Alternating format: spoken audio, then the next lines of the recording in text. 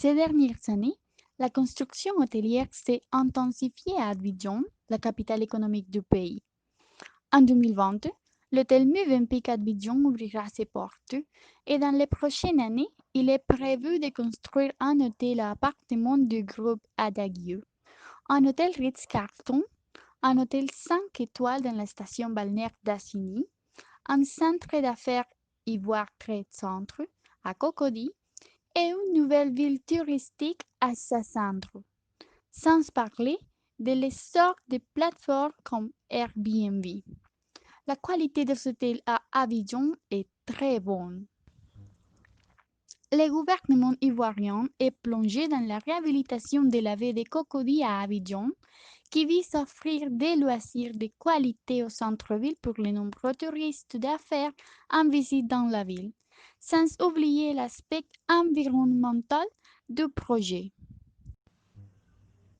Le plan stratégique pour le développement du tourisme en Côte d'Ivoire est signé une lettre d'intention avec un consortium hispano-italien qui collaborera avec le gouvernement ivoirien dans le développement du projet. Sublime Côte d'Ivoire, située en Côte d'Ivoire, dans les paysages touristiques internationaux pour attendre 5 millions de touristes en 2025.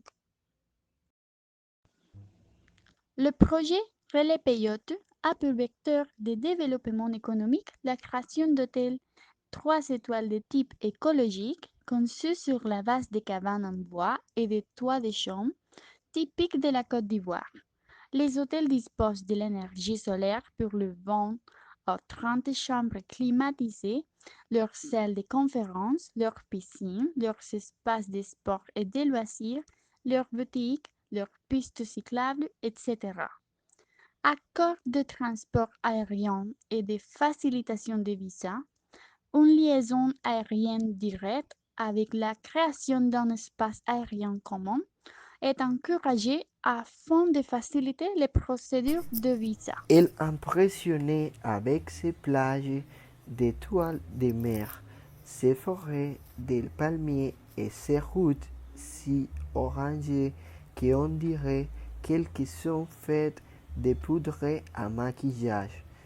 Voici un véritable paradis tropical et un pays en nette progression économique qui modernise rapidement son mode de vie et sa culture sans perdre son identité. Au sud, le parc national détaille cache des secrets d'espèces protégées et des chimpanzés qui utilisent des outils pour ouvrir les noix perchées sur les arbres, tandis que les saumons et les vallées de Léon offrent un climat d'altitude de l'air frais et grand sentiers de randonnée à travers les forêts tropicales. Les stations balnéaires de Assigny et de Grand Bassin ont été créées comme des escapades de week-end à partir de Abidjan, la capitale de facto, où les lagunes se fragmentent en chemin à travers les gratte-ciel et les tours de la cathédrale à la recherche du ciel bleu. Il existe de nombreux sports de surf sur la côte, notamment à Ansigny et à Dabego.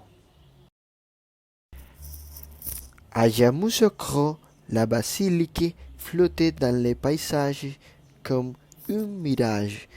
Des crocodiles sacrés gardant les plaies présidentielles et vous pouvez voir comment ils se nourrissent l'après-midi.